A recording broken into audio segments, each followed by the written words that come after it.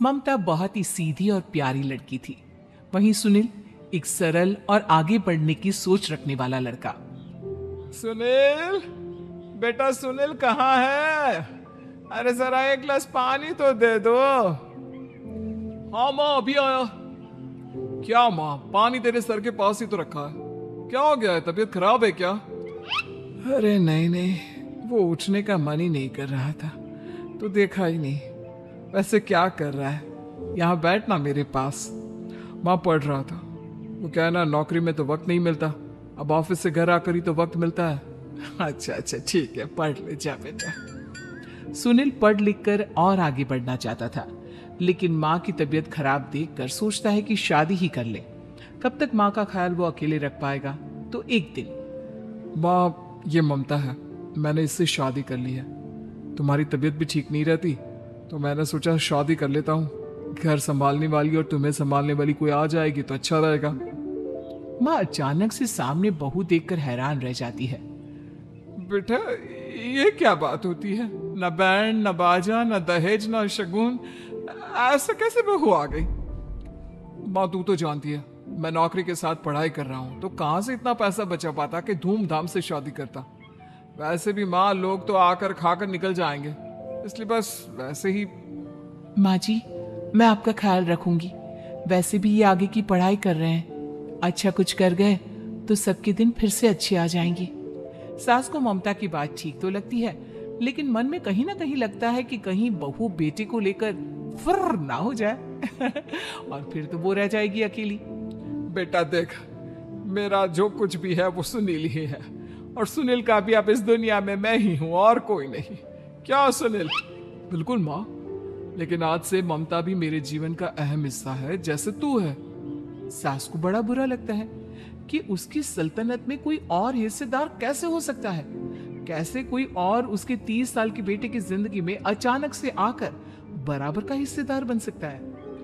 देख बहू, मैं भले थोड़ा बीमार रहती हूँ, लेकिन इसका मतलब यह नहीं कि घर की चीजों में मेरा कंट्रोल खत्म हो गया है। मैं आज भी इस घर की रानी हूँ, समझी? बेटा सोचता है कि ये माँ को अचानक से क्या हो गया। कल तक जो माँ कहती थी कि जिंदगी का कोई भरोसा नहीं, वो अचानक से जंग के मैदान की झांसी की रानी कैसे बन गई? माँ क्या हो गया है? सब ठीक है ना? अचानक कैसी बात कर रही हो? ममता का आज पहला दिन है, स्वागत करो उसका। आसपास की आंटियों को बुलाओ, नई दुल्हन की मुंह दिखाए करवाओ। खैर, सास होने का फर्ज निभाती है और बाद में एक सहेली के साथ बाहर निकल जाती है। क्यों नहीं बताया नहीं कि बेटे का ब्याह कर रही हो? वैसे तो सारा दिन हम ही में घुसी रहती हो। अरे मुझे भी तो अभी पता चला, यूं अचानक सर पर लेकर आ गया। कहता है बहू है माँ तुम्हारी, अब इसको भी इतना ही मैं प्यार करता हूँ जितना तुझे करता हूँ। लो जी, ये क्या बात हो गई? क्यों इतना प्यार करता है? अरे माँ का प्यार तो ज्यादा होता है।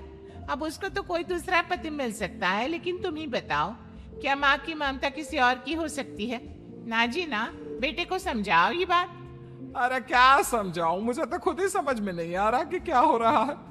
जो बेटा कल तक माँ माँ करता था, अचानक से बीवी बीवी का राग आलाप रहा है। देखा, उसकी बीवी ना सुंदर और जवान है। सुंदरता के आगे तो एक से एक नहीं टिके, तो तेरा बेटा किस खेत की मूली है? सास को भी समझ में आ जाता है कि बहू की सुंदरता के आगे माँ का प्यार किसी काम का नहीं। उधर बीवी, ए जी, अम्मा जी सहेलियों को छोड़ने गई थी, अभी तक आई नहीं, हम देख आए क्या? अरे रहने दो ना, आ जाएंगी। कहाँ जाएगी, उनकी आदत है, एक बार जाती है तो पूरी पंचायत खत्म करके ही आती है। अच्छा ही है, खाना वाना खा कर गई होगी। छोड़ो ना, घूमेगी तो खाना पचेगा, नहीं तो ऐसे ही खाट पकड़ लेगी। बहू भी शांत हो जाती है। उधर सास सोचती है कि आज थोड़ा देर से ही घर जाती हूँ, जब बेटा परेशान होकर ढूंढेगा तब मजा आएगा। बीवी को खुद ही पता चल जाएगा कि माँ के आगे उसकी दाल नहीं गलेगी। लेकिन वहीं दूसरी ओर घर पर, ए जी, माँ जी अभी भी नहीं आई। हमको तो घबराहट हो रही है कि क्या करें, जाकर पता करें किसी के घर। अच्छा, कहाँ जाओगी ये भी बता दो। पहला दिन है तुम्हारा इस घर में और एक ही दिन में मोहल्ला छानोगी क्या? हाँ, तो आप भी तो नहीं जा रहे हैं ना, हमको फिक्र हो रही है। अरे यार, ये रोज का है अम्मा का, खाओ और सो जाओ। बस फिर क्या था, बेटा बहू खाना खाते हैं और कमरे में सोने चले जाते हैं। उधर जब सास को कोई देखने नहीं आता तो वो हार कर घर आ जाती है, जहां वो देखती है कि सारे घर की लाइट्स बंद है। सास को गुस्सा आता है। बहू, ममता बहू कहाँ हो? लेकिन सारे दिन की थकी बहू को ऐसी नींद आती है जैसे किसी ने भांग की गोली खिला दी हो। वो तो नहीं उठती। उठकर आ जाता है बेटा। क्या बात है अम्मा, काहे चिल्ला रही हो? अरे सो जाओ ना, सुबह की थकी है बहू, वो सो रही है। जोर से बोलोगी तो नींद खुल जाएगी उसकी। माँ को गुस्सा आ जाता है।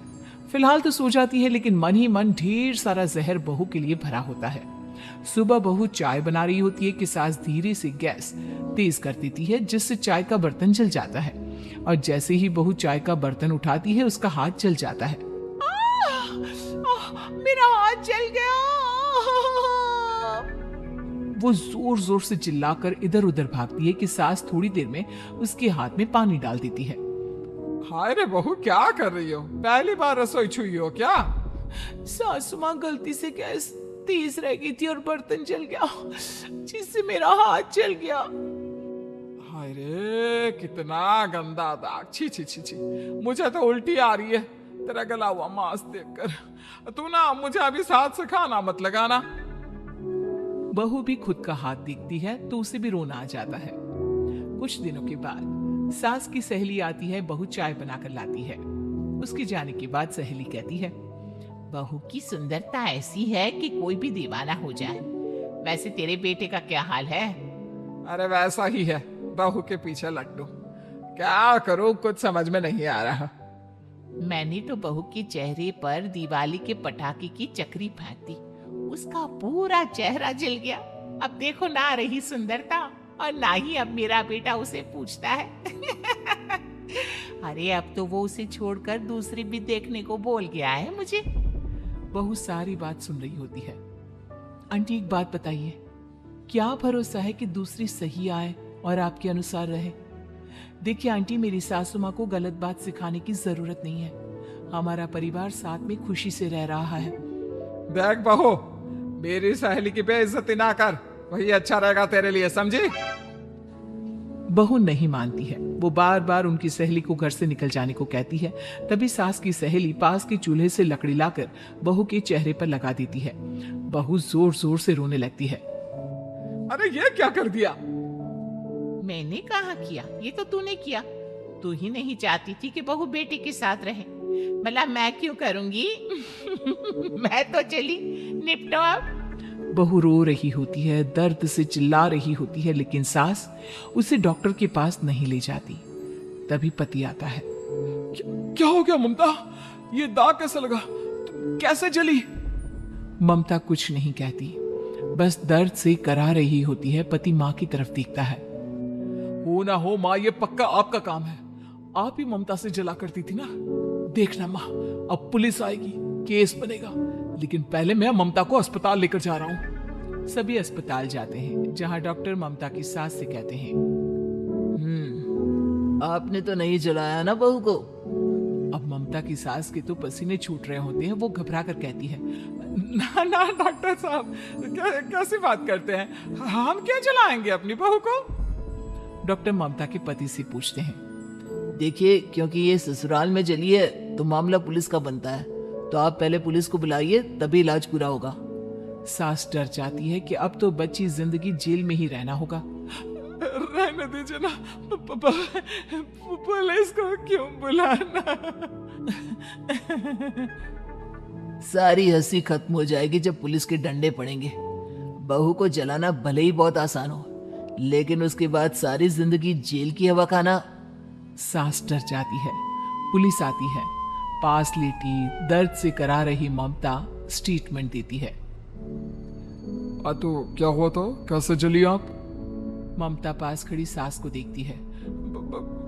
बेटी बताओ, कैसे जल गई तुम? ओए, काका का किरण वाली शाहरुख, चुप, बिल्कुल चुप। सास चुप। सभी इंतजार करते हैं कि ममता क्या बोलेगी।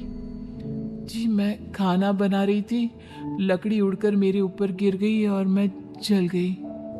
सास बहू की बात सुनकर रोने लगती है। देखा माँ, कितनी समझदार है ममता। ये चाहती तो, हाँ बेटा, ये चाहती तो मैं आज जेल में होती। मुझे माफ कर दे, मैं आगे से अभी कभी ऐसा नहीं करूंगी। बहू के साथ मिलकर रहूंगी, मुझे माफ कर दे।